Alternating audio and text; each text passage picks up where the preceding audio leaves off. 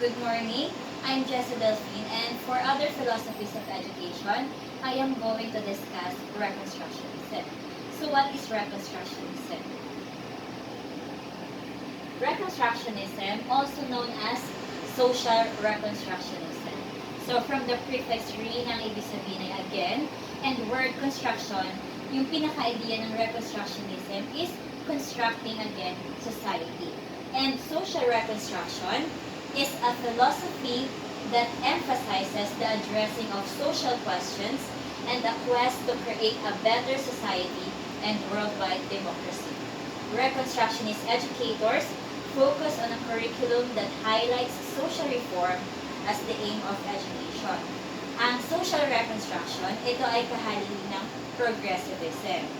Since ang Reconstructionism, ang focus niya is on a curriculum that highlights social reform. And progressivism is a philosophy in support of social reform. So ano ba yung social reform? These are the movement that aims to provide or improve the quality of life. And it also aims to bring gradual change in certain aspects of society through education. So, it is necessary to bring gradual change in education. For what?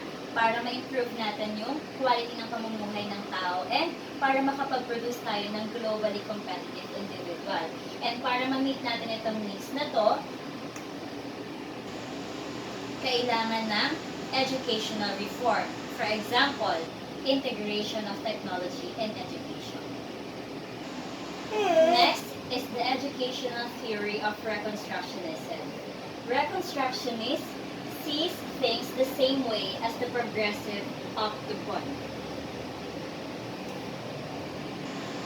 And just like progressivism, it's an educational movement saying that learners learn through their own experience.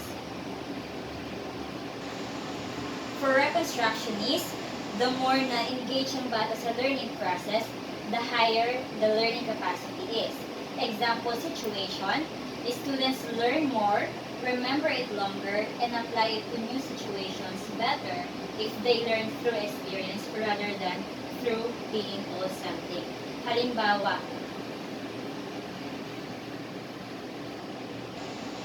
sa mga EdUp students, if we just give them or if we just present them the principles of teaching without giving them the chance to apply it on real life situation, mas mababa yung chance ng effectivity ng pagtuturo.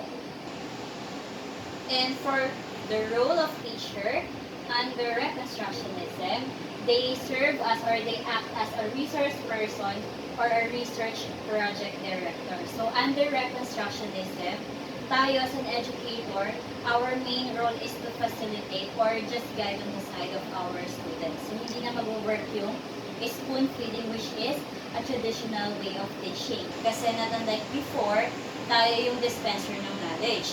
Ngayon, para hindi maging positive yung learning, we engage our students in constructing knowledge. Kaya under Reconstructionism, gumagamit tayo ng mga strategies and techniques na student-centered. Katulad na ng halimbawa ng collaborative learning and art of questioning. Wherein sa art of questioning, para makapag-draw ng conclusion yung mga estudyante natin, we present them a series of questions para mag-lead doon sa ating lesson. Wait lang. For the originators of social Reconstructionism, first we have Theodore Rommel. So Theodore Rommel was considered the founder of social Reconstructionism. So na-develop niya itong philosophy na to as a response to the horrors of World War II. Yung mga nangyari na controversial issues before, yung naging foundation niya to develop this philosophy. Bakit niya din-develop itong philosophy ng Reconstructionism? Because he wanted to provide vision for better world and social change. He recognized the potential for neither human annihilation through technology and human cruelty, and the use of technology and human compassion to create a beneficent society. So, yung idea ni Theodore dito sa social reconstructionism is that with the use of technology, pwedeng maging platform ito for the students to be aware of what is happening in our society and to be able to learn from it and think for the good of society. For the second originator, we have George Katz. He recognized that education was the mean of preparing people for creating this new social order. And one of his important contribution is yung book niya na Dare the School to Build New Social Order.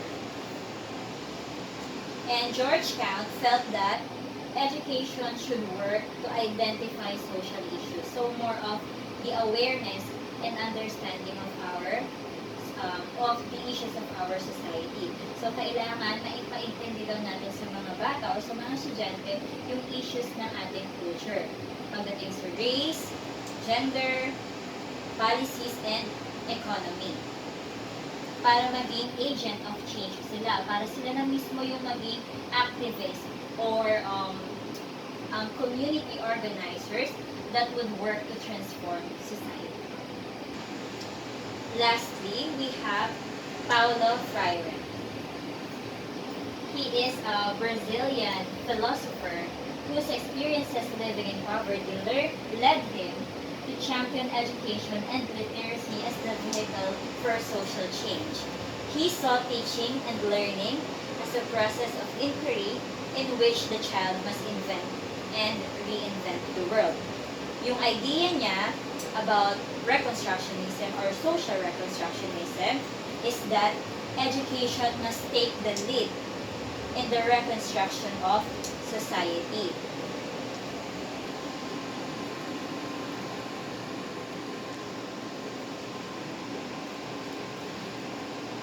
His advocacy is that he wanted children to constantly think about the issues that we face para makapag-come up sila with a plan of action in bringing positive change in our society through education. And that would end my presentation about Reconstructionism or social Reconstructionism. Thank you.